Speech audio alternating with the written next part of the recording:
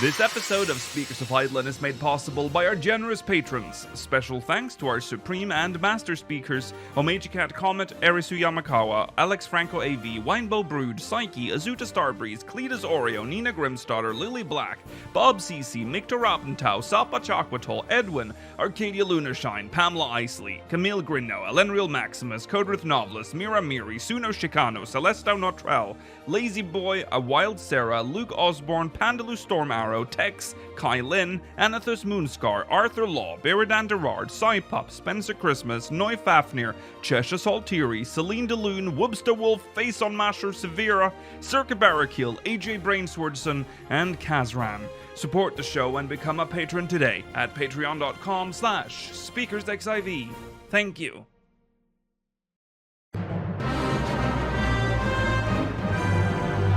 This is Speakers of Eidolon.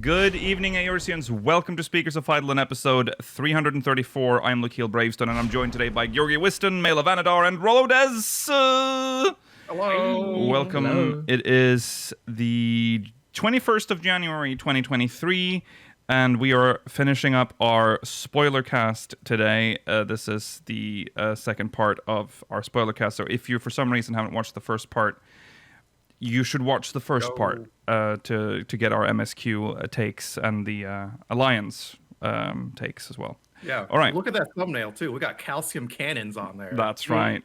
I didn't. So I had a shameful moment when I made that thumbnail because I was like, I have to put her in the front and center, of course. Yeah. Mm-hmm. But then I went into the liquefy tool and I thought, make them bigger. Did you? Well, I did. And then, but then, Rollo, I stood there and I looked at it. I'm like, have I no honor? And then I said, no, I have no honor. And I went to save it. And then Photoshop crashed. And that was divine intervention, I think. It was like preventing me from saving that. So it didn't happen. I didn't make them bigger. See, this is why if I was in charge, I would have made a thumbnail that would have been less appealing to viewers, but would have made me laugh, which was to be put Menfina's giant forehead in the way of the what was the term you described? Calcium cannons. It was like a Fairly Odd Parent superhero. Yeah. Well, the thing is, I was thinking about doing something funny like that, like deny them the calcium cannons, but that wouldn't draw people in, right? Because they'll be like, there are no breasts for me to view. There is very few opportunities, I feel like, to have like the clickbait sexy thumbnail. Right. You occasionally can. There are some spots here and there, but they're far and few in between. That's true. So when it happens, you got to get on that. It's literally a gift from the gods. So I would have advised you to put like a red circle around them and a big arrow pointing. But... Well, that's kind of becoming a little outdated now. People have seen so much of that now that they automatically look away from them. Yeah, they're not interested. No, now it's shot face. It's still in. Just the God. Yeah. That thing, breasts. Yeah. And just faces in general. Like you'll see on thumbnails nowadays, the faces have just grown more and more. Like nowadays, like they want mostly face in the thumbnails. But they never do like the liquefy face thing where it's like they make the eyes huge. It's not that extreme just yet. No, but we might get there soon. Are you saying that? Are you saying that because I've already started to see that become more common? Oh, really? Okay, so it's already happening. Yeah, maybe it might be ironic or joke. Yeah, it's like but I think we're getting there with some of the channels that I've seen it on. I think they're trying to do it as like okay. Yeah, but one of the more like subtle things that some people do is that they mess with the colors so that the skin is like slightly off, And that also attracts views for some reason, because the reason we use faces is because when you see a face, you're automatically attracted. Like, you're not attracted in that sense, but like you want to look at it because it's a face, and you need to register the face. Oh, That's actually, the tactic. Here's a new one for you guys. All content creators, this is a free one, right? Free Rollo advice. When you're making your thumbnail, and it has like... That's the word. Sorry. Don't roll.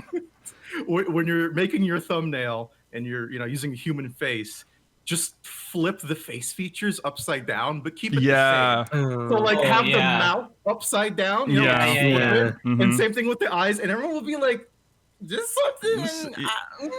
I don't know what's going on, but this face is a little off," and it gets them thinking and wanting to click. I'm gonna do that to this episode's thumbnail. Whatever I'm putting on the thumbnail. What are we covering today? We're covering. So by the way, we're covering the Tataru's great. Oh, you know what? I'll take Tataru's face and do that, Rollo. I'll flip her mouth and her eyes, and we'll see what happens. I don't know if that matters as much for a LLFL, but we'll see. We'll see. Yeah, well. Because what you want is to have people stare at the thumbnail long enough to be curious. That's how you survive on YouTube, and I think that might be a thing. Social experiment live. Yeah.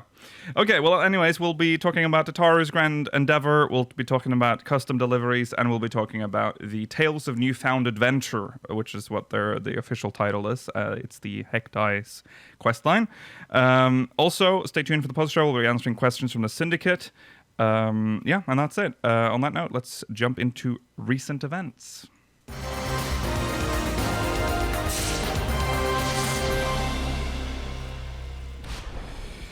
Yes, in recent events, we have to talk about the new Final Fantasy XIV commercials. Wow. Props to the black lady with those dreads. If those aren't fake, those take dedication. Yeah. Like to get them that length, that's fucking hard. True. And I think it's funny too, because in these commercials, I think they actually have hairstyles you can have in game. Yes. Unlike with the really curly haired lady with the Dark Knight. Right. You can't have that. Right. I mean, she was never claiming to be from the game. No. She wasn't dressed up. That's true. No, but these are supposed to like be in the world. This is Characters. I am not the demographic for any of the commercials for this game. No, I know that now. This is normie core, It's normie core, yeah. That's fine too, because like 14 has hit that kind of popularity where like, some people just want to see a little commercial like this, or like they'll see it and like, oh, that seems interesting. Why not? Yeah. This is like for your cousin who's like pushing 40 now, who used to play video games. Yeah. And then he sees this commercial scrolling through like, I don't know, Instagram Live or whatever the fuck the video app is called. Right. the TikTok equivalent. And he's like, oh, I liked Final Fantasy when I was a kid. Yeah. But I always wonder, like, this is not how you... I don't know. I don't think I would think about the game. To me, I need to see the game to like know that I want to play it. This says nothing about the game for me. It's just actors with a poorly CGI'd Dragoon armor. Yeah, but they show content from the game. They do, but this pulls me. I would away to that as they're talking about it. I would probably click away or before that was shown. But that's you. Like we're not terminally online. I am, unfortunately. Right. But we're online people who are like used to these. I think we're of that demographic where the second we see like any kind of high production value and any kind of content, we're like, this is an ad, scroll. Right. Or yes. this is like, this is, or people a certain way people talk and like ads. Like, okay, scroll. Yes. Or pass. Yeah. But this is, some people are not used to that, or like they're generally curious. So true. They're a bit misleading in some ways because they're all like, I'm the blacksmith. I am just a dragoon. Yeah. That's not what the real game is. The real game is you are the only hero and you have to go through as the hero. You can do all those things. Yeah. But like... Well, they're trying to present it as an MMO, which it isn't. And strangely it is. Yeah. It is an MMO. Yeah. But with a very, very strong emphasis on a solo hero storyline. Mm-hmm. So it's Can't an go through as a unusual crafter, but I mean, Well, exactly. you can craft. There is a lot of it. Yeah. See, It's showing some of the social aspects. See, I see ads when I scroll through Reddit on my mobile, and I'm not getting these 14 ads. I'm curious as to if and when these will start to appear, because right now I'm mostly getting ads that specifically use content from 6.3. Right. Maybe that's because they know that I already have the game. Well, I don't know why they'd be advertising to me if they know I already have the game. I don't really understand. Listen, they've categorized you into the ad, your demographics, and you don't hit that one, Georgi, so that's why you're not getting it. Mm-hmm. Yeah. Well, anyways, they are, they're there. I find them a little difficult to watch, but they're not for me. So hopefully they work. I still liked the Tom Holland ones. Were still. I like they the were Tom all Holland right. one. Yeah, because they were more Hannibal natural. Buress too. Right. But again, just a weird combination of famous people. Like, to do, yeah. Hannibal Buress. Yeah. Stand-up comedian and star of the Eric Andre show. Right. And yeah. Tom Holland, who just finished, I think, No Way Home or something at the time. Yeah. Yeah. Yeah. It's strange, but I guess that was like weird enough to get me like watching it. So, but let me just say this: I felt like Bernie Sanders for a second. This is what he does. Let me say this: the CGI Dragoon armor, it didn't work. I'm sorry, it didn't work. It worked enough. No, it did. The head just clearly just floats around. I don't know. I feel like that might be because you're a production person that you see that more clearly. It can't be. It's so clear. It was an amalgamation of in-game and out-of-game to try and trick you. The armor almost looks 2D. In some points where it's just like a PNG that they're moving around live. I mean, I know that, Lakil, but like when I'm looking at it, I don't think about it because I'm not looking for that. Well, chat, I've ruined it for you now. If you didn't know already, go back and look and see how horrible it is. No, but you already said that, and it doesn't ruin it for me either. His head also gradients into a shadow, like in an unnatural way, which does not happen. Okay, well, to be fair.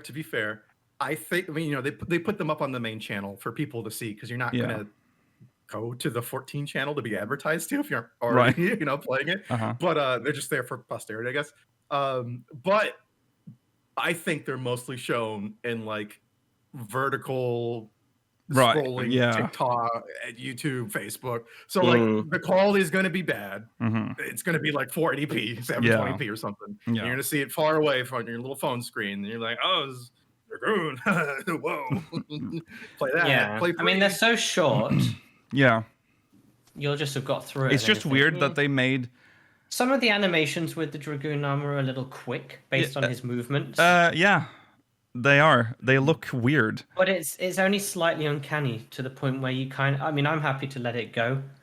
Of course, it's an ad. I don't care. I just said it didn't work.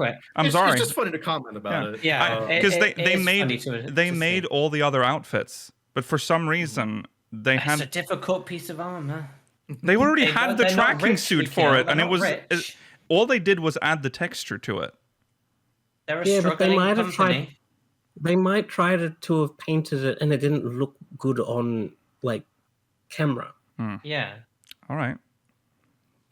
Weird thing the to do. armor looks really good on the warrior, though. I'll say, like the real one. Oh yeah. Yeah. Looks like real leather. I mean, I'm sure it's not, but it looks nice. Yeah. Maybe it is. I mean, they might keep the props. So. Yeah. Okay. We have to move on. Will. But yeah, it's cool. Not cool commercials, in my opinion, but some people will like them. So I would find it weird to like commercials, but that's true. It's a thing. But listen.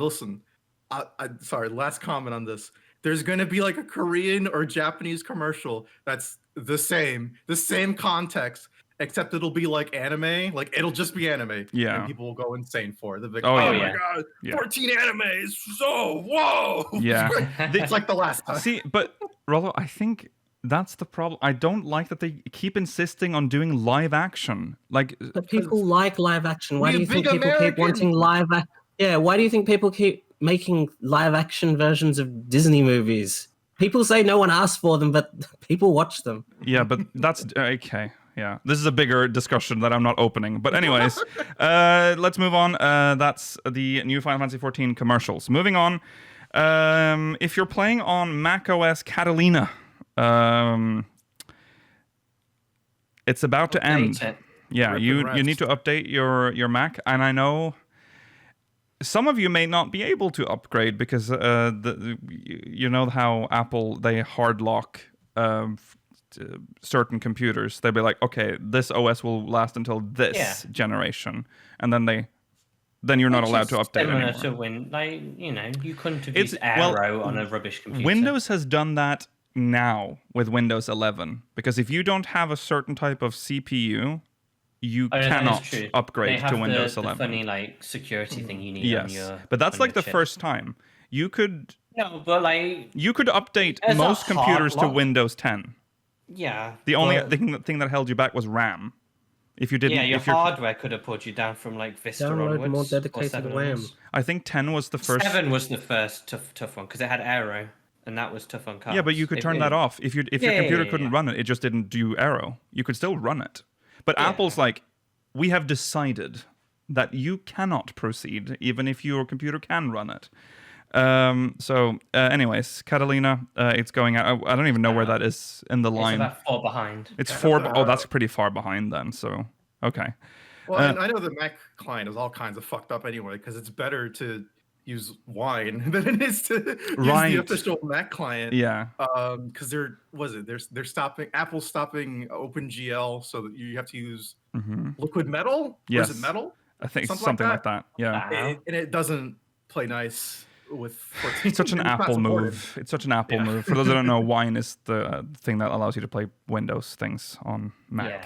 It's an emulator, essentially. Nothing you say about Mac OS stuff, like processors, for me, it just goes right over my head. It is truly a different world. So, yeah. It's Linux or Unix based more than Windows. Yes. Funny side note, I did get a decent job offer to work at an Apple store. But I was like, I can't, not because of moral thing, I'm too big for this. Yeah.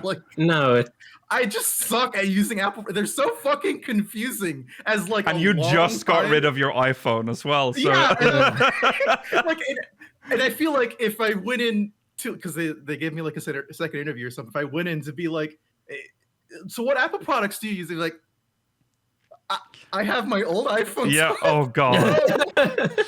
Yeah. That I just got rid of. Yeah. And I haven't used macOS sincerely since 2008 when I used it in middle school to work on Photoshop 2. Good Lord. That's the last time I can remember using an Apple computer is when they were just in every school. Yeah. The Macintosh.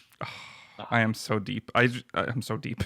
I'm so deep into the Apple world, but I don't use a Mac anymore. I used to play 14 on Mac originally. Oh, you had the 14 client. But I boot camped into Windows. Well, because I suspect that it didn't even exist back when you first started playing 14. Right. So that's the funny thing too, is that the joke is always oh, Macs can't game, which hasn't been true for a long time now. Due to performance and the hardware in there and the actual software. But with the Wine thing now, it's the new M2 chips or whatever fancy processor they have now, even the really thin Mac Airs can play 14 more than comfortably. It's just easily, yeah.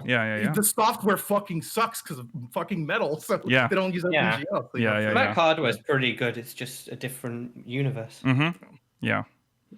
Apple users severely under treated or considering how much you have to shell out for an Apple product, and then it can't even Windows won basically. Well, Mac. No, I will say Mac has won in certain markets. In my line of work, Mac is superior for the media production. For media production. Oh yeah, and it is true because they optimize, because they control the hardware. Mm-hmm. Everything you get, you know exactly what you're getting. So there's safety in that. Just use GIMP. Yeah. That's how underpowered every Photoshop alternative is. Yeah. You just can't beat it. It's true, and It's it's the fucking okay. This is a 14 podcast. That was a little taste of Cerulean Reactor, I think, that we got there. Okay. Yes. So we're ending Catalina. Sorry, we are not, but 14 is ending support for You'll macOS. continue to be able to watch Speakers of Idle on Catalina and macOS. Yes, you will. You will. Yeah, you can still watch. So even if you can't play, you can watch us and pretend that you're still playing because you're still watching this podcast, right? Yeah. You're valid. We Okay. just wanted to talk about Mac because the next thing's trash. So. Right, that's true. Well, I'll just read what they wrote here so you have all the information on this. Thank you for your continued support of Final Fantasy XIV. Square Enix support for the macOS Catalina version of Final Fantasy XIV will end on Tuesday, March 7th, 2023. You will likely be able to play Final Fantasy XIV on macOS Catalina even after the end of support. However, after we discontinue support, we will, as a general rule, no longer be able to provide support for problems arising as a result of the operating system. Square Enix may respond to requests for technical support regarding macOS Catalina issues after the end of support, but such informal support will be limited on a case-by-case basis and is not guaranteed. That's essentially the copy-paste that they used for It's kind though. all the others. Yeah, but there you go. That's March 7th. You will, obviously, it's not going to happen overnight, like they said. So the game will work, but when the next patch comes around, you might start seeing or experiencing issues. You better start going and getting a new MacBook Air on finance. I wouldn't play it on an Air. I think maybe you would need something MacBook a little... Pro M2. Get it on finance. You're only paying like £300 a month for 4 years. Okay. You're right. That's true. We're such angry tech people. We should just swing into that, you know? Yeah. Like shitty tech YouTubers. But it's probably such a good experience as well. Yeah. Okay. Anyways, delivery's free though from the App Store. Or the App Store, the Apple Store. I'd hope delivery's free from the App Store. Yeah. From. Imagine if you had to pay delivery your for. apps. Oh, my Flappy Bird's here. Alternate universe. All right. Now we have to talk about this. Whoa! The customer is absolutely not king. Square Enix hates you, and you keep buying their stuff anyway. You can even see the fucked up glitch in the screenshot. Okay, so I was gonna let Lakil explain what we were looking at first, but you've already brought it up. Rollo. Yes, there is an issue where the skin supposedly we thought they were fishnet stockings on the shoes of the Gaia outfit, which is what we're talking about right now. If you are listening to the podcast audio version, but no. Seemingly not. No. They are flesh-colored socks. Yeah, they're flesh socks. This is apparently, and I don't remember this, but Reddit says that apparently this was an issue with the 2B outfit, and they have fixed that now. So they will fix this probably. Yeah. That's as far as they'll be willing to go. But if you like Gaia's boots, or if you want some hot fishnet thigh highs, you can't have that. No. You will have the whole outfit. You will not dye it. It will be Gaia black, and you will accept this pittance that you've been given for £7.44. Yeah. You can't make change if you keep buying it. Yeah.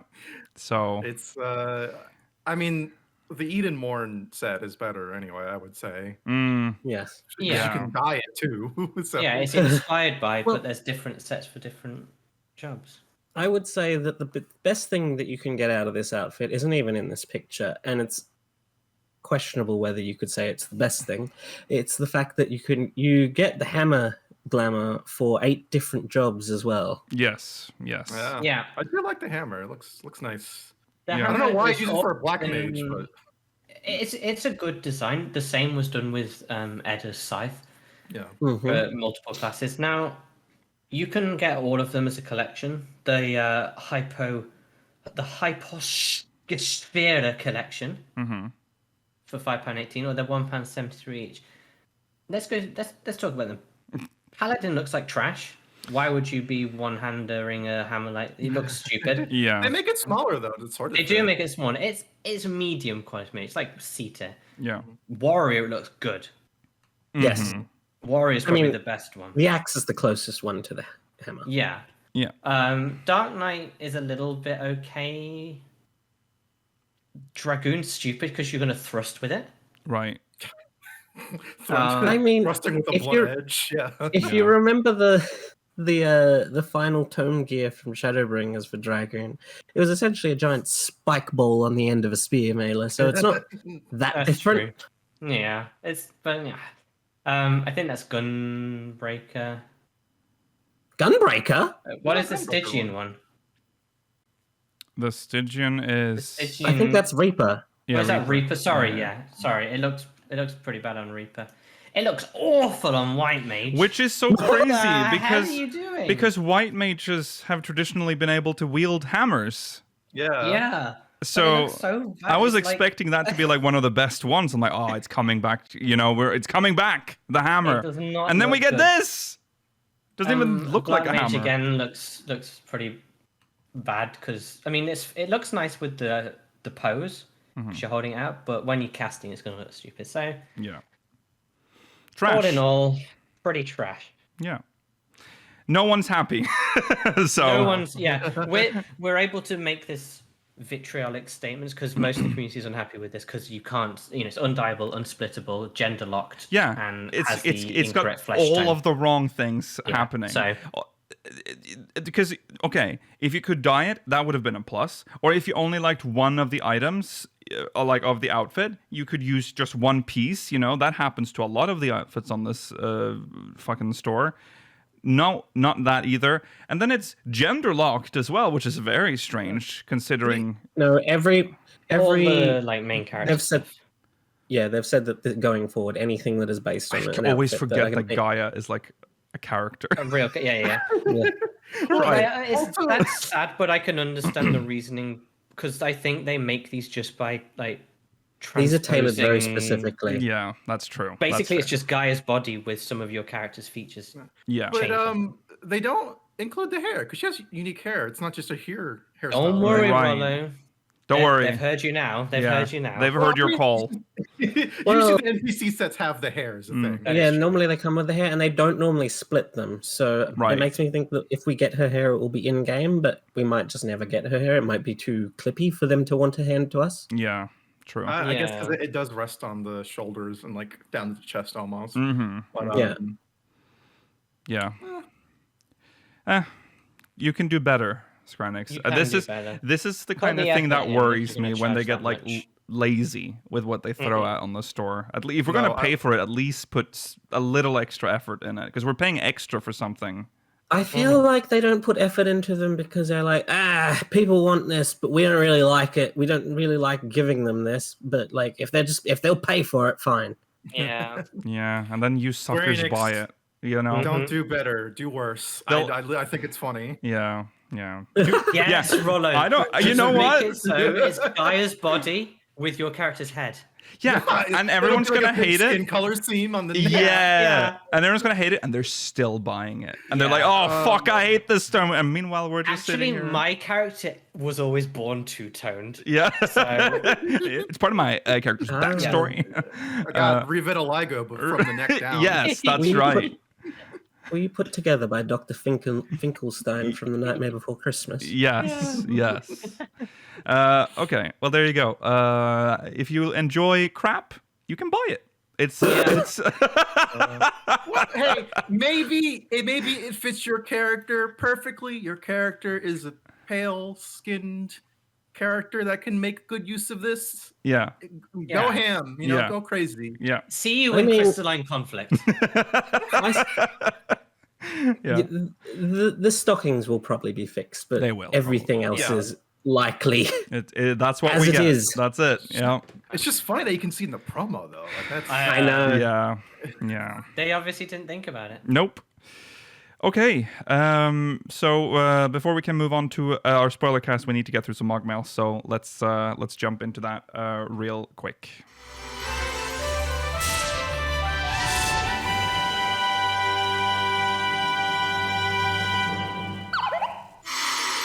I feel like I went into MogMail very quick there, but we are short on time. This is from Sony Mark from Madwin.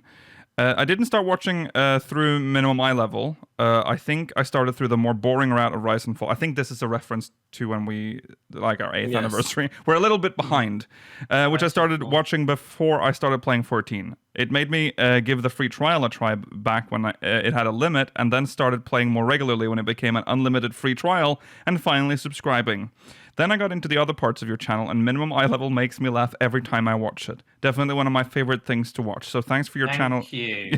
Thanks for your channel getting me into playing one of my favorite games and producing lots of entertaining content. Can't wait until the next minimum eye level. You're my favorite person. Minimum eye level is the best content. I think it's our best content that isn't like the it's the best like stuff. yeah, I agree. It's I love how much Mailer loves his idea. Yeah. Which is essentially run a dungeon minimum eye level, which is a very Look how it's produced such unforgettable, awful conversations and moments. Mm-hmm. It's true. Oh yeah, remember the Guy Fieri lick? That was iconic. Most of our memes back in the day came from minimum eye level. Maybe that's why we don't have that many anymore. It's because we haven't done enough minimum eye level. Wow. They've run out. Days. Yeah. Well, anyway, we will definitely, Sony, Mark, there is all of Endwalker to come at some point. Mm-hmm. That's true. We've been talking about bringing it back soon. So it's just that we have no slot to put it into right now. We got we'll see. Sunday Maybe, is once Crusader Kings is gone. Yeah, we can chuck. There might be a back gap in the next few games, so we'll do minimum eye level then. You haven't uploaded any Shadowbringers minimum eye level? Yeah, probably not.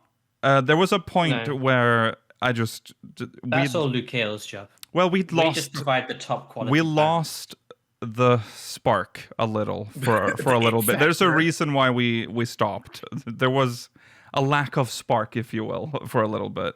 So yeah. Okay. Well, starting from the free trial, very common route now. That wasn't that's very jealous.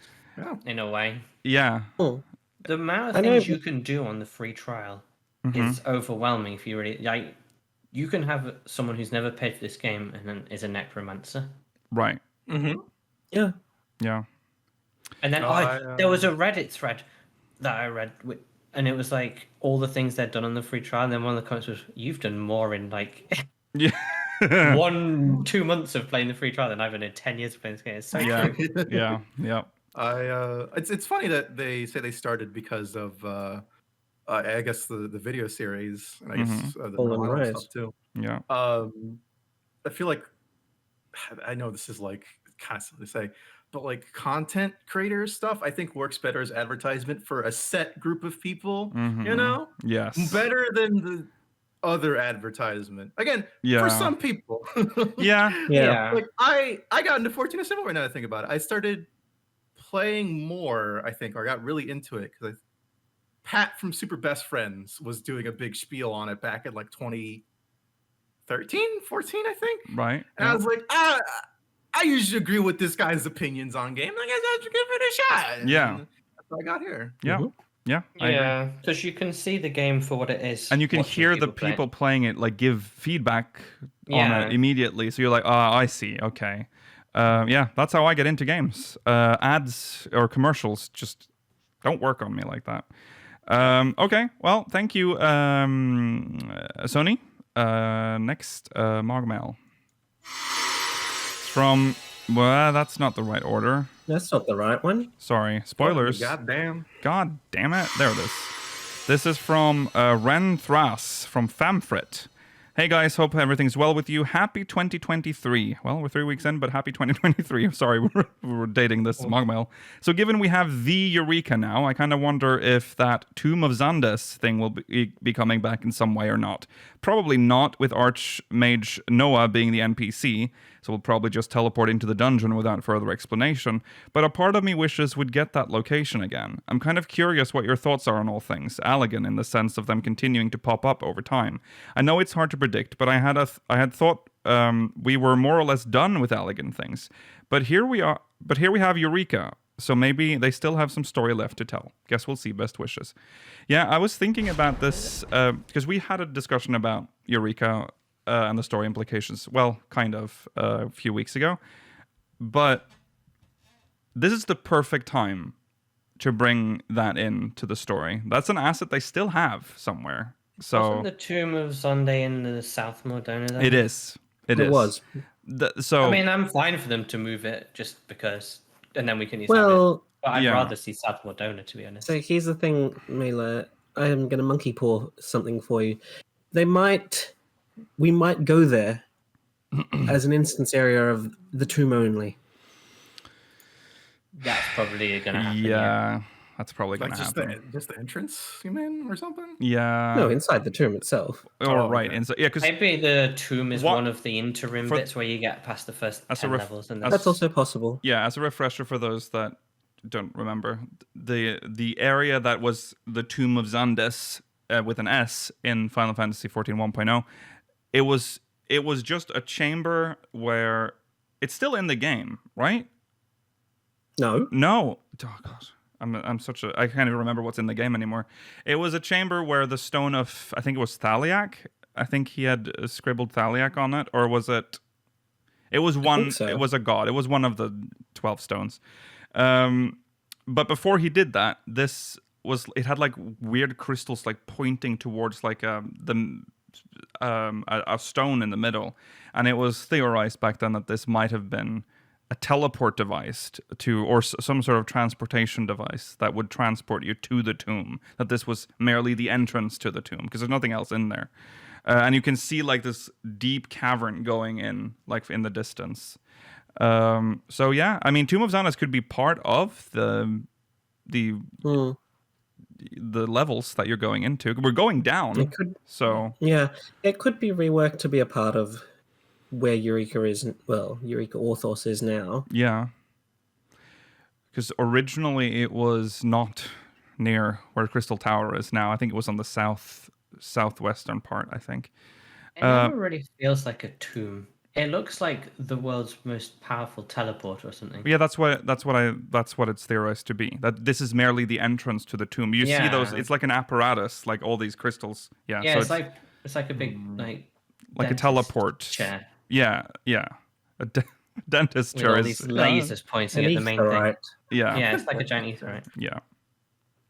Very interesting. Yeah.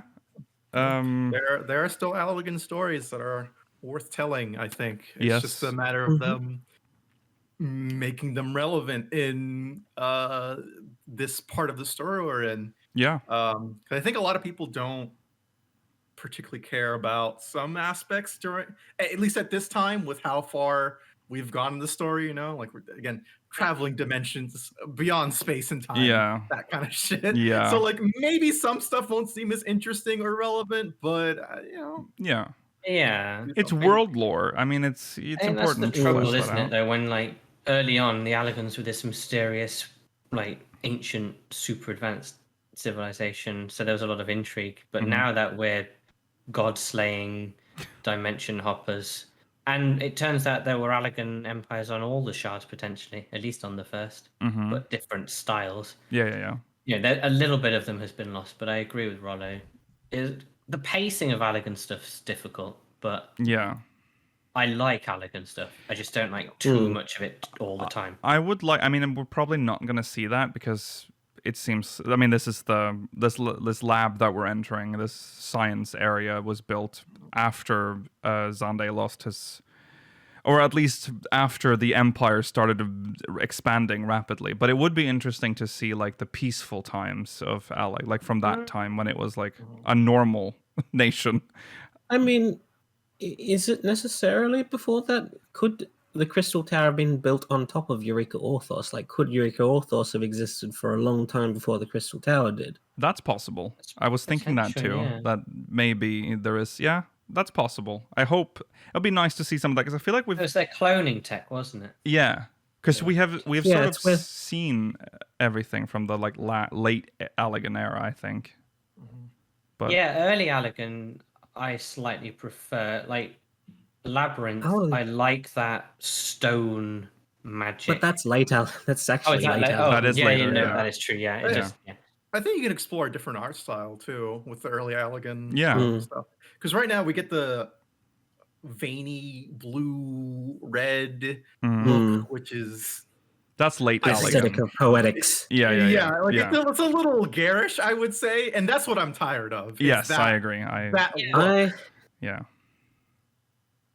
They wouldn't always have been that advanced. They would have started as a more normal civilization. I don't think Allegans don't particularly pull from any kind of like real world culture in terms of like direct inspiration for their like architecture or they're the stereotypical super advanced previous. There are some buildings that you can look at from early Alleg, which are the ruins in like St. Cranach's Find. Like that area, there's some towers and shit that are like crooked and fallen over. That's like some Allegan architecture. That's not just the colorful like tombstone design.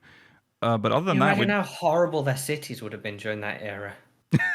Well, from what every building's like that. I don't think all the buildings were like that. Cyberpunk? It would be horrible. What we have mostly seen are like labs and like science stations. No, we have seen the Habosphere, which is apparently a residential district. But that's in Azizla, which was a scientific area, though. It was a area of science. We have seen. No, we haven't. We haven't actually like seen like real like an Allegan house. No, I agree. I agree. I was going to bring up. Everyone's talking about early Allegan and late Allegan. Give me middle Allegan. Middle Allegan. People are getting depressed and lazy in the decline.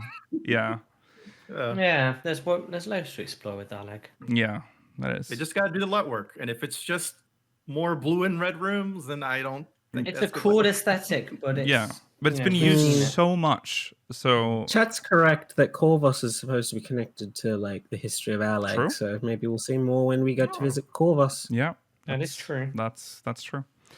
Okay, I think maybe why they're holding back is because of the fact that it's not drawing from any particular culture. They just don't know how to like make it, you know?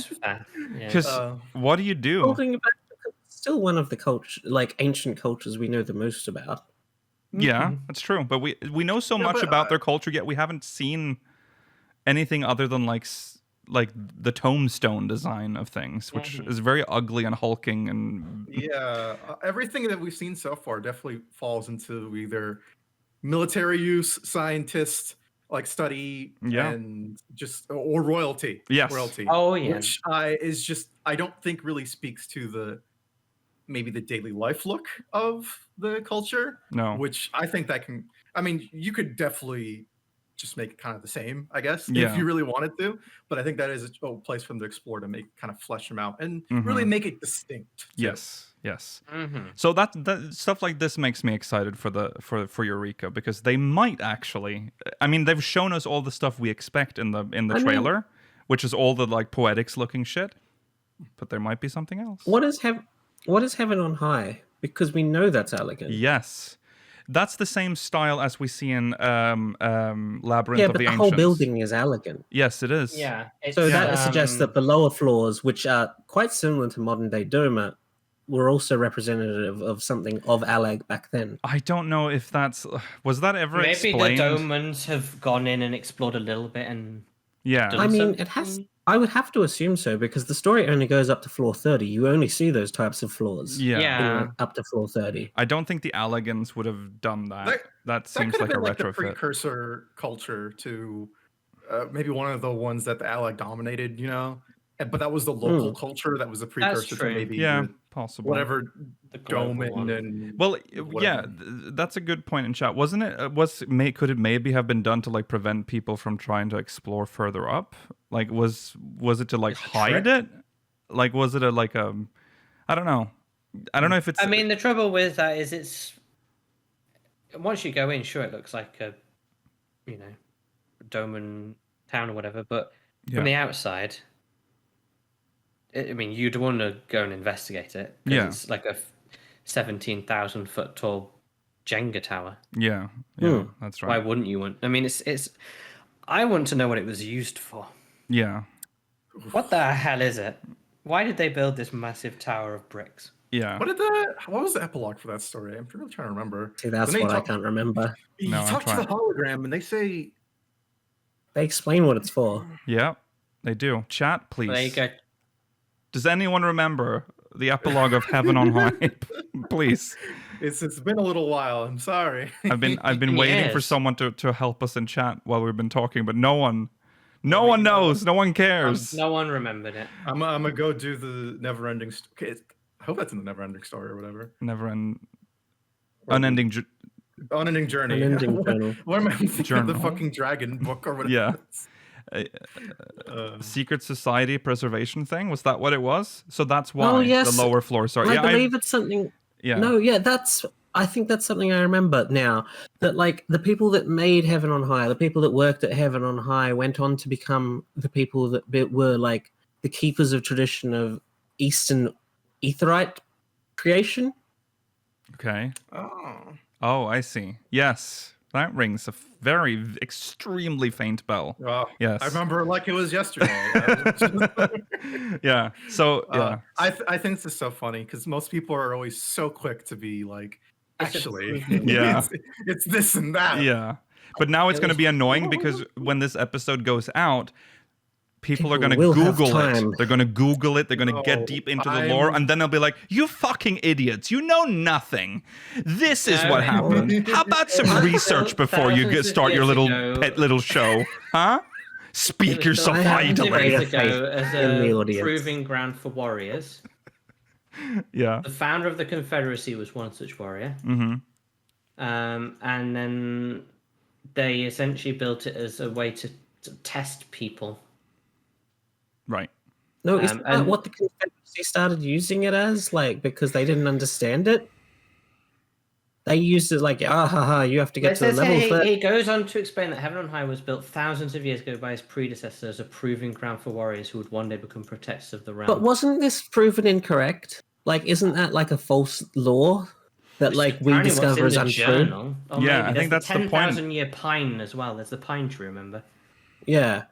I think that was the law that they were presenting to us, but that was because they were trying to hide the truth. Yes, but it was an elegant structure. It was actually I don't know. Dude. Yeah. It's been... it explains the first 30 floors. It was to cover up what it was. Yeah. Yeah. Okay, yeah. So as you can see, there's a lot to talk about Allag still. So hopefully we'll get some of that in Eureka. All right. Well, we unfortunately have to move on. So we'll do that.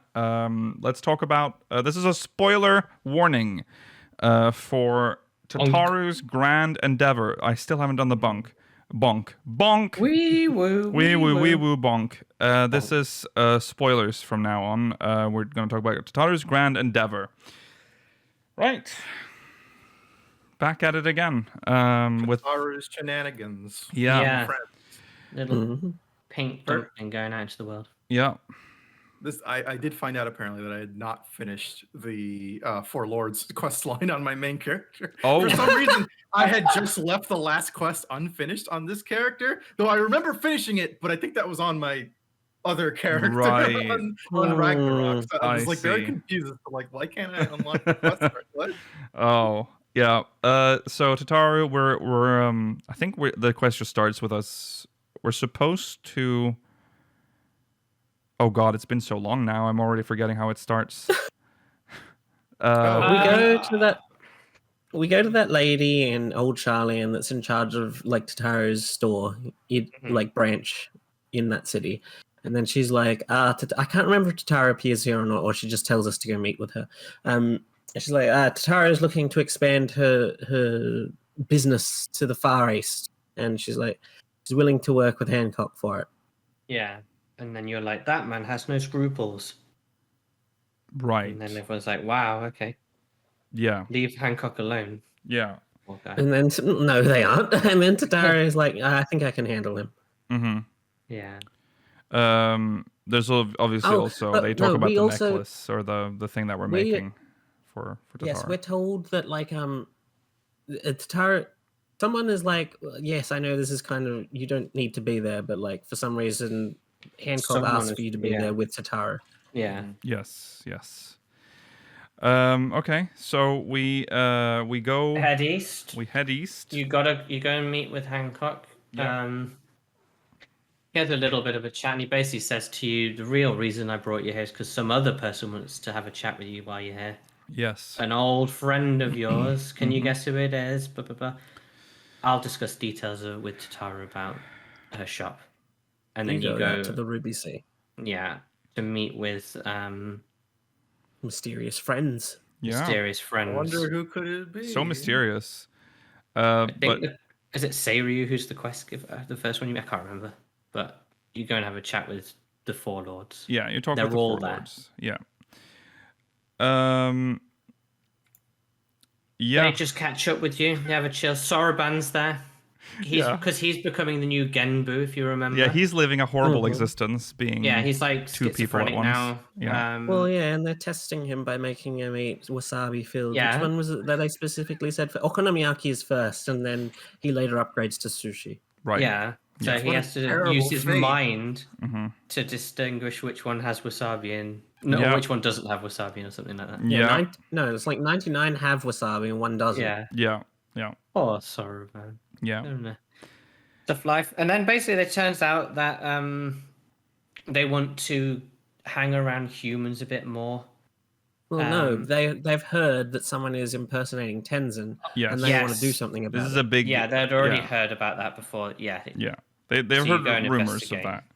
So we travel to Kugane, and that's when they say that. That's like, oh, it's been so long since they've been with people. Yes, this is nice. Yeah. And then you find the lad, and he's just wheeling and dealing. Let's talk about how they're dressed, Mailer. Oh, yeah. Oh, right, yeah. They're in the rabbit costume. They're in the rabbit outfits and stuff. Yeah. And no intro cutscene for that. They just appear like that. And then you just see these, like, hold on. A rabbit, a chicken... two rabbits. And another two rabbits and a chicken, and it's like, hold on. I'm not going to Furfest. What the fuck's going on here? It's a bit much if you've not done the New Year thing. True. They also... It's from a Hatching Tide, actually. They also point out that they could have just gone as humans. And they're like, but that would have been too suspicious. People would have been suspicious, yeah. Sure. Why? Sure. I think because they said that some people can see through it, like I don't know, the magic people or whatever. Yeah. A clever way for them to just not have to make new basically, yeah. Yeah. Characters. Well, the thing is, they would have had to make a character because you can just look up what they look like underneath. Yeah, but that's not canon. Yeah, but they don't care what you. They're just basics under that's there. Not real. Yeah. Yeah, it can be anything. Okay, so we get to Kugane. Then you find the wheeler and dealer. Yeah. And he's like, I am the living descendant of Tenzin, master swordsman. But he also says people are like, who did he do that with? And then he says, Suzaku. He's he does Suzaku. He's like, what? The people in the audience are like, what proof do you have? And like, I have the Four Lords with me. Look, here is what races were they? There was like an Aura, tall Aura male for Seiryu, I think. Then there was that. Oh, male, I don't know. There was Red Tribe Kojin. There was one of that for. Oh yeah, there was a red Kojin. It was Suzaku. Riveting to hear four people trying to remember a question. Yeah, it was just a Midlander for the. Yeah. Was it Midlander for the Midlander? And then Byaka was just a puppy. Yeah. Oh yeah, kitten. Sorry. Yeah. Okay. Funniest thing though. Yeah, go on. It's just that they're all furious, of course, about this. Yes. Like, oh my god, Tenzin's name being slandered. Suzaku's. I'm gonna burn them to ash. And then she hears the part where like. Of Suzaku and Tenzin, they had a kid, and then she's like, "Hold up, let him cook. Yeah, let him cook. Let's see where it's going. Man, speak. Yeah. Maybe he has some good points. So he says so. Essentially, he's a snake oil salesman, essentially, but he's selling these. Oh, what are they? Like a fortune... Good luck charms. Good luck charms that he claims are like from Tenzin himself. And so people are buying that shit, and that's the scam, right? So we decide that we have to we might need to teach him not to fuck with the Four Lords, essentially. First we investigate why is he doing this and who's he doing it for, and we find out that he is Yeah.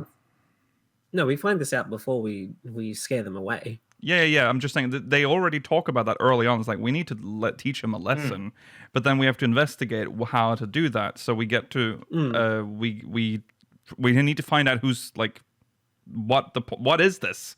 Who this man is. Yeah. So we find that little Namazu on the bridge. Ah, yes, that's right. Yodo. Yeah. We find Yoda. We're getting a little ahead of ourselves. We do get a walk around with Suzaku and Seiryu, where you have to talk to that lady who but has there's nothing the charm.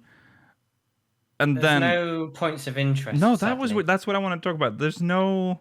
They just gave up on that for this quest. Every time you do this accompaniment thing, there should be a minimum of 1 point. Yeah, because otherwise, what's the point? Yeah, there's no point in having them with us. You're just walking from A to B. It's just, I guess, there's more flair that you got them with you, but it's less flair because you have to go through 6 dialogue boxes every time saying you are accompanied by Seiryu and Suzaku. These NPCs will be following you all the way. If you get separated from your NPCs, windows. Then you can go what back. Happened? What happened to the green active help window? Yeah, what happened to that? Active helps in the game. Use it. We can go back and look it up if we forget. Don't do this every time. And if you don't trust your players to remember that, make it pop up every time then. That's better to just click that and click it off. Yeah, it's ridiculous. Yeah. Oh, you can G-pose with them. That's a good point. If you want to do like a photo thing with them. Yeah. But I still think it's not there needs to be a little lore thing. Just like, it's their big day out. No one looks at active help. No one looks at that text every time either. Most people just click as fast as they can through that. So as soon as the text box turns black, I'm clicking. Yeah. The same. Okay. Yes. So we cross the bridge, and that's where we find Catfish Gyodo. Yeah. And he's like, I forgot how gross they are. Like I don't like the they eyes. do the little squidgy noise every time you walk. Yeah. And it turns out he knows kind of what this is, who's behind this. He's a weaver, a seamster called Ishu. Yeah. He has become under the employ of an old friend. The worst, never dying enemy of the state, Kageyama. Listen, the power of money. Yeah. Always gets you out of jail every time. Yeah, this guy, Chat's right. This is the true Wario of this game. Wario. Like, he's so funny and annoying. Yeah. God. And the Gyodo directs us to the Isle of Beko. Yes. We go there, and we observe a scene that plays out between Wario and Ishua and Kageyama. Yes. Kageyama. I keep forgetting his name. Yeah. Turns out that maybe it's not. Let's not jump in straight away. Because turns out Ishu is unable to get out of this arrangement. He was brought off the streets through Kageyama and can't really get out the arrangement without, I think, his family, his mother, his family. I can't remember. There was, But he's like looking after his family, and if he leaves, his family will be destitute again. Yes. So it's a battle of morals. Again, 14 will never acknowledge the material conditions that create these people and these situations and criminals. How dare they? Right. I think they do acknowledge it. It's just that doesn't do anything about it. Yeah. Not always can we just save the day. No. Immediately. Yeah, so we decide to go ahead, and so they want us to play the part of Tenzin. That's important. Yeah, it's kind of cute. And they even go so far as to sneak off back to the temple and bring back the real sword. Yes. The flame sword, flaming sword. Flaming sword. Come on, chap. Phoenix Katana. I think it's Phoenix. Yeah, Phoenix Katana sounds correct. Yeah, something like that. Phoenix Blade. Phoenix Blade. Phoenix sword. Phoenix Blade. Something like that. Katana means Japanese sword. Always remember. Oh god, I love samurai. And then we move ahead. We confront them, and well, Big at first boys they're come like, out. "What are you? You're a charlatan. You're a fucking fraud." And then it's like, "Oh, who the fuck are you?" And then they do like a big reveal, which is it was kind of a cool moment. It was cool. I liked it. Yeah. It's cool, yeah. Yeah. It's so rare that we see Genbu in like his full form. Yeah, I miss Old Man Turtle. Yeah. Unfortunately, he would shrink back. I think his model maybe they just can't do much with because they're boss models, so they That's can't true. like animate them properly. Because they Well, didn't they do that don't back then. talk. Their mouths don't move. No, they don't, because they're like the old style bosses when they designed them to not have like, close-ups, at least when they're talking. So they revert back to their lesser forms, but he shits himself and runs away, off to ruin someone else's day. Again. Yeah, Off to spectate our match in Crystalline Content. Yeah, I exactly. just can't get out of our game. So he's like, "Oh, thanks," or whatever, and he's like, "I need to go. I need to report to the he wants sexy to go gummy." to the sexy gummies. And they're like, "Well,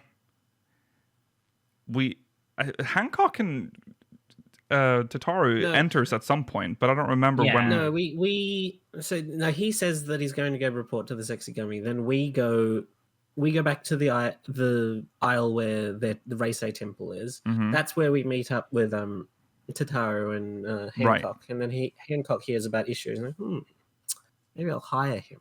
Right, that's what he said. Yeah, he needs a because he's a weaver, so and or a seamster, so he needs that.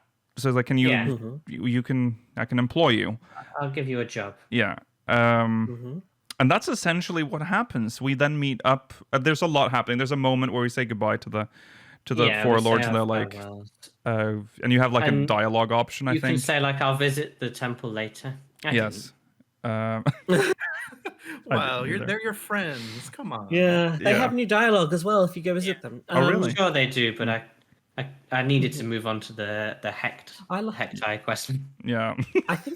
I think this is where, if you go visit them after, it might have been during the quest line. I can't remember exactly when it is, but Byako at some point says like, "We weren't sure if the Phoenix Blade would accept you, but it's a good thing it did because it could have killed you." Damn.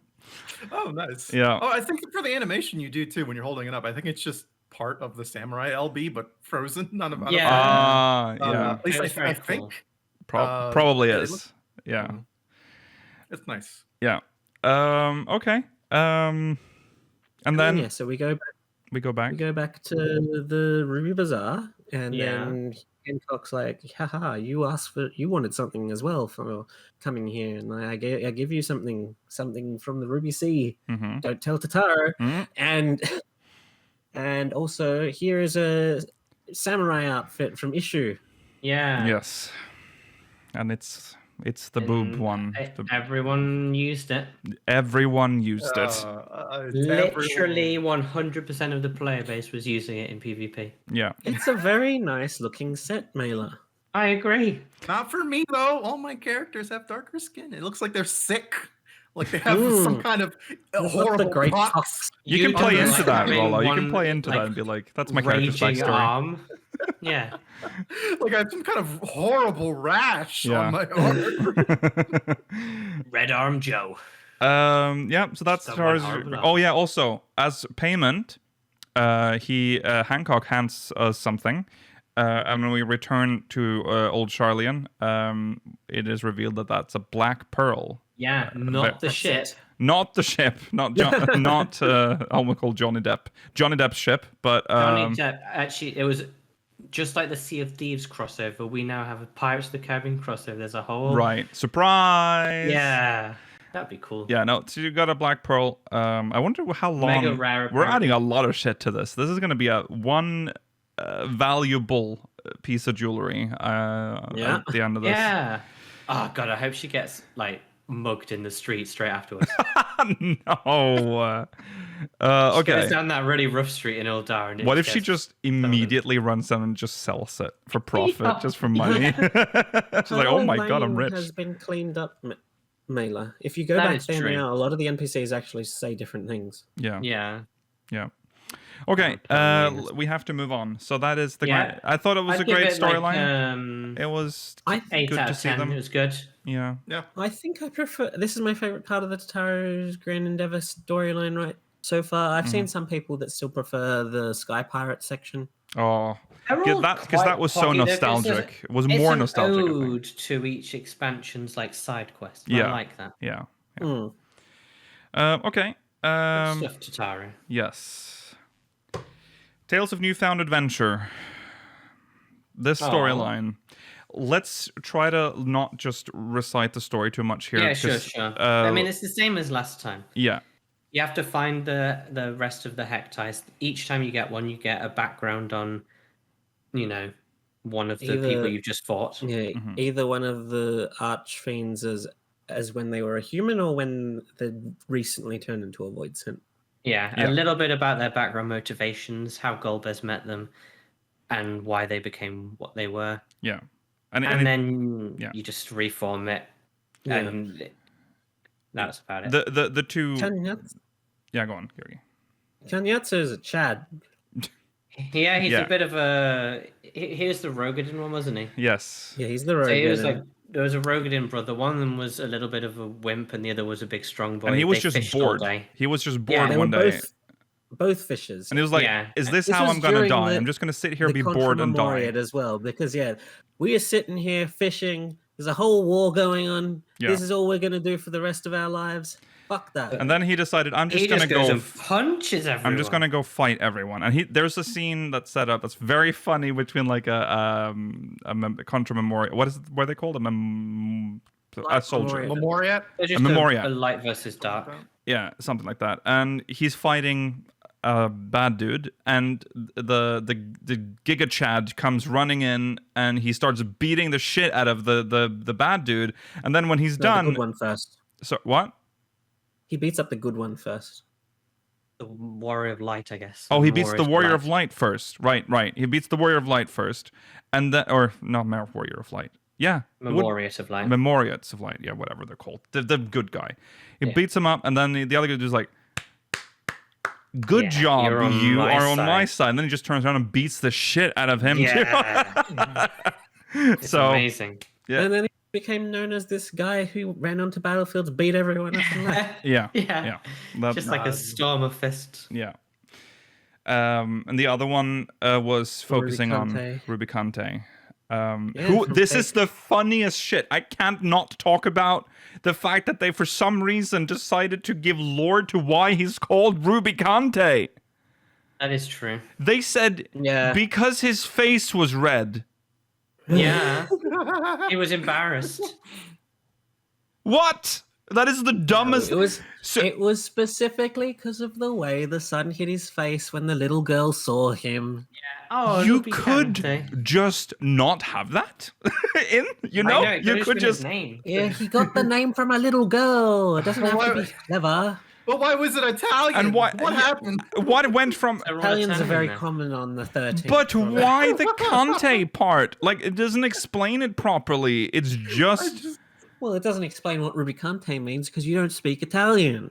I would love it if it's just or whatever they spoke on the 13th. They didn't speak Italian. Italian. Italy is a place on Earth. So Chad saying the little girl is one of the Hecti sections. I don't think that's true because the way the Hecti talks is like this little girl is like if it's the little girl, the Hecti is talking in the third person, which none of the others do.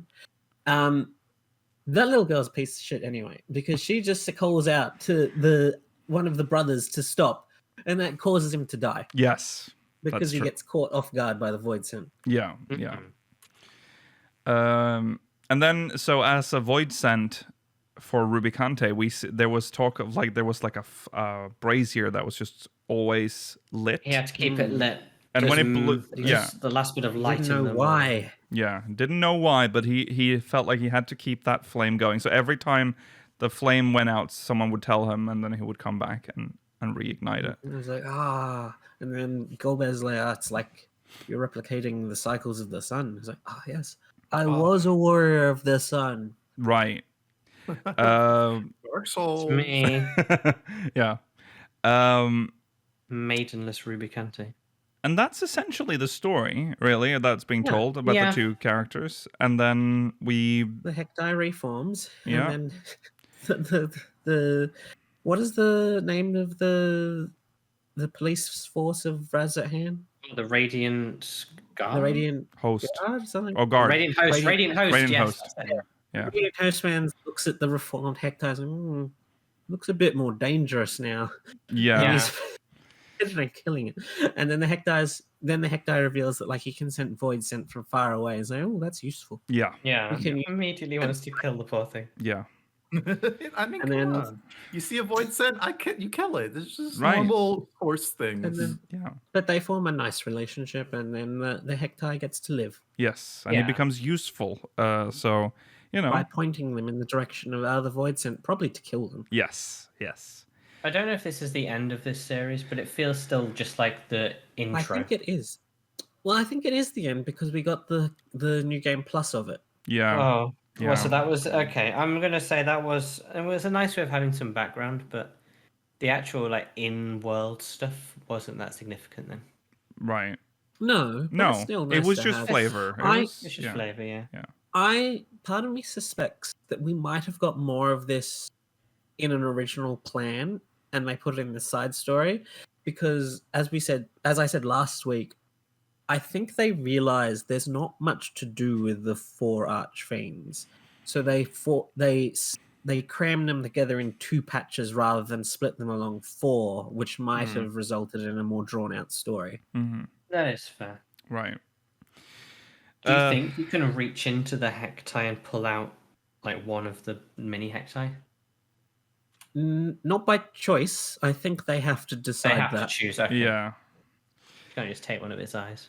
Okay. No. Right. Well, that's the Tales of Newfound Adventure. Sad that it's over, even though. Yeah, I'd have liked a little bit more with this. Now that it's reformed, maybe one more. I was like expecting. I was expecting one more to be like about Golbez. Yeah, Golbez. Yeah. But and maybe a bit about the Hektai. Maybe there'll be like a conclusion quest, like after all that, like maybe. with this as a prerequisite. Right. Yeah. Maybe Golbez is not a void sent. I've recently been thinking maybe he's an Allegan that fell into the void. What if he was just an interesting one? Yeah. What did you say, Rollo? Nothing about you. I was just like, what if he was just some dude? Yeah, okay. I see. Yeah. What if? Okay. That's it for that. Last thing we have to talk about is Andon. I've not done him, so Custom Deliveries. Incomplete storyline. It is obviously incomplete, so it's just like based on the first quest or 2. So Andon is a little leaf. Well, to start this quest. Yeah. You find a sheep in the Crystarium, and then you pull a note from its like collar, and it's like, meet us in Ilmeg. Yeah. There's something that we want to show you. Yeah. And then the sheep bounds off happily, having completed its task. Mm-hmm. So you go to Ilmeg, and then you 3 pixies bullying this pile of leaves. Yes. Oh. Yes. And that is, of course, Andon. Yeah. And they're a little... they don't... I mean, they're a little surprised because this is like a leaf thing that can talk. It is alive, essentially. Like, we claim the Leafmen are alive as well, but this one's like very animated and speaking. Alive in the terms of mobile, as opposed to like alive in the sense of a tree, which is alive but can't communicate with you. Right. And he himself is very distressed, confused. Doesn't really know who he is. Don't really know why he's here. Doesn't know why he's a bush. Yeah, Doesn't know why he's alive. No confusion. Yeah. I would never. I would just leave him in that confusion forever. No. Well, you can. You can. Yeah, you could just not continue the quest. Don't finish Yes. it. The pixies then explain, one of them explains that he's seemingly this living plant that has grown off of the original Andon. Mm-hmm. The sheep herder that was turned into the original sheep herder that turned into a leafman. Yeah. But it's this Andon, so they called him Andon the Second. Yes. And this Andon seemingly has his consciousness. Right. But he doesn't remember anything. So this quest line is about making him remember so that we can turn him back, because our lovely branch, Feoul, explains that they can't turn him back until he remembers himself by himself. Right. Otherwise, he'll just turn into some sort of horrible abomination. Okay. Mudman specifically, didn't they specify? Yes, that's right. Yeah. Yeah, if you try and turn a leaf man back into a person, they'll turn into a mudman. Yes, right. That's just well known. Come on. Right, yeah. Everyone knows that. Why are they trying to help him? It's because he's the only one that's alive. Yeah, it's an interesting situation, isn't it? I guess so, but like from the Pixies' point of view, they're pretty horrible people who like turning people into leafmen anyway. They're curious about this. This is more like I suppose, they are. Yeah. This has never happened before. No. They could just fuck it up, but then what do they do? Then they don't have their living leaf man. Right, exactly. So they can turn him back into a person and then turn him back into a leafman afterwards. Right. Yeah. I mean, I suspect we would step in at that point because obviously we need Feoul's help to turn him back eventually. So we will probably do that with the condition that you cannot turn this man back into a leaf man. Right. Pinky promise, or else. Yeah. So in the first step, something horrible happens. Does it? Oh, you mean when they turn it? Yeah. Yes, they turn him into a Rogadon. Yes. With this thing's head. This thing is its head. Yes. Oh. Yeah. Well, that he recalls a memory, and he remembers someone from his life who was a Rogadon, and so they're like, and then they just turn him into like a Rogadon with a leaf head, and it's like, well, this is not what I look like. And they're like, no, and he's not even. He's not a real human anyway, because they say it's just a glamour as well. It is. Yeah. They obviously he would have turned into a madman otherwise. It seems like this is going to be the pattern for the next few quests. I don't know if you've done the second quest, but they do. Yes. Yeah, they turn him into an Ellison in the second quest as well, because that's another memory he has of an Ellison, and then they turn him. So into I'm guessing that the head's just going to be a glamour reward too. Once probably you're done with that, I don't think it gives you it in the achievements. Maybe it's in the quest line you get it. Yeah. No, I believe it's been data mined what you get. I will say it's not that. Oh, it's not. Okay, gotcha. Okay, I see. All right. How do you feel about this compared to previous custom delivery clients? An interesting story. I think it's an interesting. It's more goofball. Yeah, I am a little. It's an interesting way of building up the character, because we're learning who he is with him in a weird way. But well, the thing is, we learned who Andon was through a side quest in Ilmeg originally. So we knew of we knew of Andon's story about how he was I believe the total story. I could be mistaken, combining it with other Leafman stories from Ilmeg. I believe the case was that he was protecting his sheep when he got fatally injured. So a pixie took mercy on him and turned him into a Leafman. Didn't they also? I think they also went through that very briefly in the first quest as well. Like I think so, or maybe that's something you'd get if you haven't done the quest. I don't know. No, yeah, possibly. I feel like that rings a bell, and I don't think I've done that quest yet. So I don't know. Well, yeah. Anyways, go on. I think I prefer custom delivery clients to not be story important from now on, please. Yeah. Wait, who was there one before Emiliance this patch? Yeah, Emiliance. Yeah. No, not this expansion. The one before Emiliance was Count whatever his name. He was one of the people in the Foundation. Before. Yeah. Okay, never mind. I thought there was another one I was forgetting of. But yeah, I mean, so far, Emiliance was cool. Yeah. I guess. Yeah. I hope they can still use it in other stuff because of this. But yeah. She didn't get a lot of screen time in this expansion, I feel like. So. Yeah, well, she's never going to get any more screen time now that she's a custom delivery. Get NPC. lots of couch time in front of the camera. I know what I mean. She'll get to appear in cutscenes, but not as an interactable NPC similar to Managa. She's going to be in the background usually, probably now. Okay. Well, there you go, Andon. Worth doing. It's interesting. It'll be interesting to see what he finally looks like when it's done. We already know we'll get to dress him up because the custom delivery UI has spoiled that that's your reward at the final level. Yes. So yes. He will be human enough. Yes. He will be human enough to dress up and down. Okay, that's it. I think for our Spoilercast, that is it. Yeah. We have concluded our 6.3 Spoilercast. Yeah. Oh yeah, the spoilery part. Yeah, the spoilery part. What remains, of course, is what's coming up, which is Eureka. I guess we'll talk about Ultimate. Ultimate will be out on Tuesday. Talk about Ultimate. Yes, that should be this week. Yeah. I'm surprised they haven't released like any kind of preliminary notes. I guess because it's so small, but I feel like they should have mentioned it on the maybe Monday by now. Yeah, possibly. Possibly. Okay. Yeah. It would be surprising not to, because there's a lot of. I mean, there's quite a bit in 0.5. Yes. So we get in 6.35. We'll be getting Eureka. We'll be getting both relic sets. Yeah, Hildebrand. We'll be getting the Loperate Beast, Loperate Tribe quests. I think so Ultimate. And Ultimate, obviously. Well, Eureka. Ultimate is next week. That's 6.31. That's next week. Oh, sorry, yeah.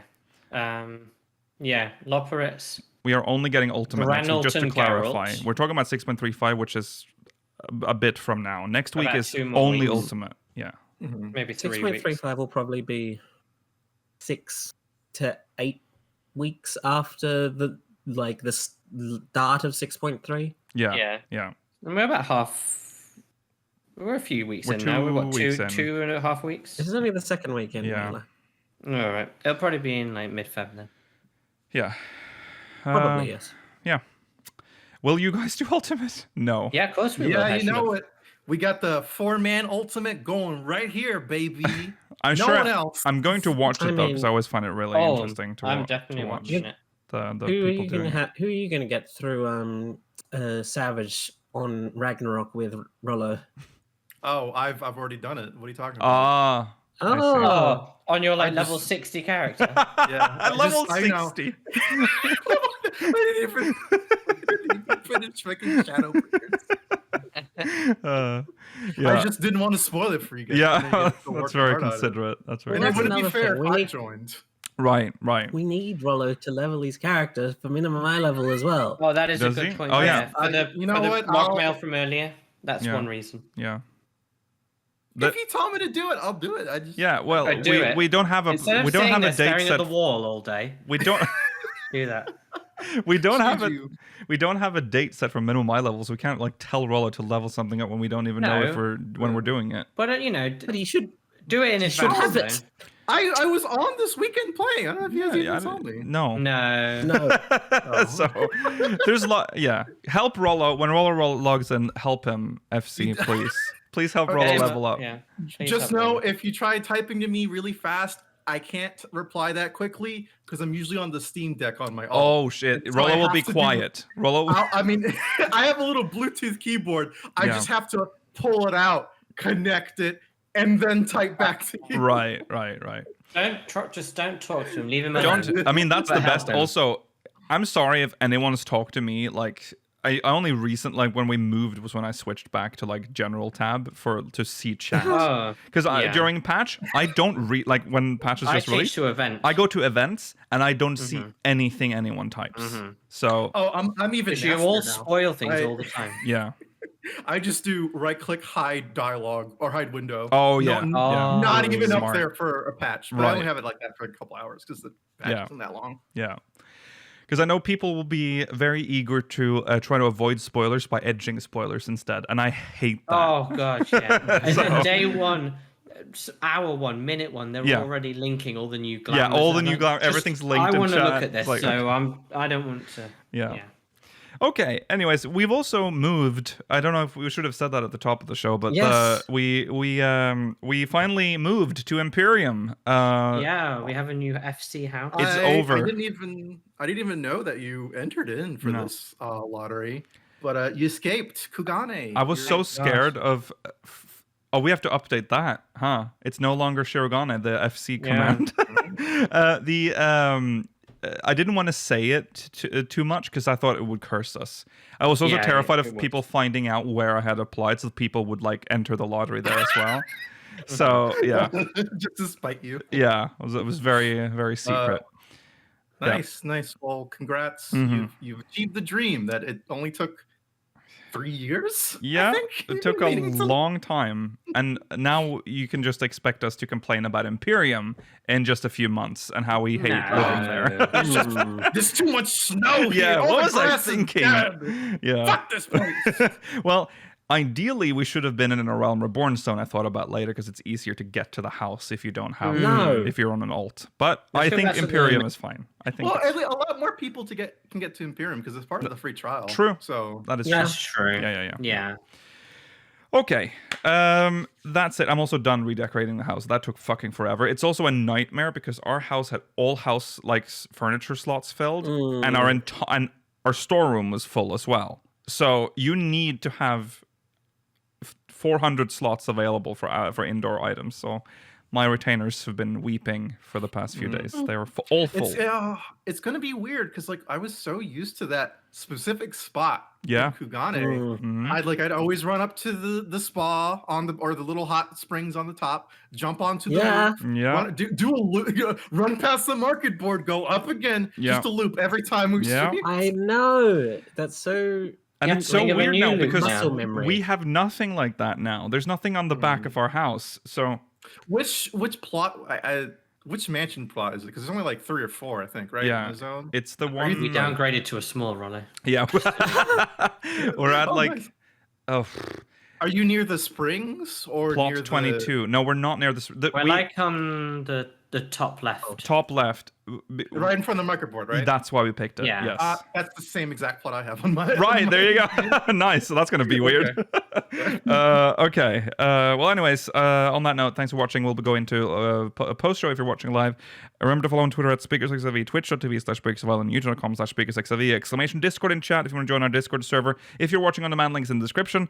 Send us MogMail, SpeakersXIV.com/MogMail. I think we'll do some extended MogMail reading next week because we have quite a lot to get through, so we'll do that. If you're watching live, post show is coming up, so make sure you catch that. See you then. Goodbye.